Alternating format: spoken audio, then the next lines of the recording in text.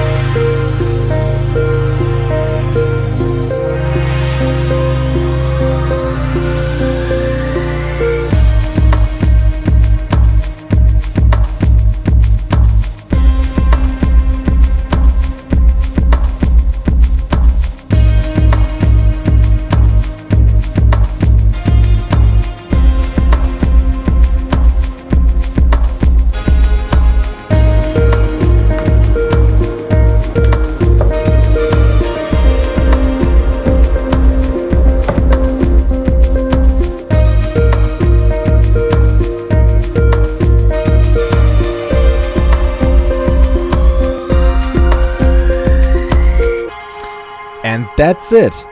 For the inlay, stay tuned for part 2. Thanks for watching.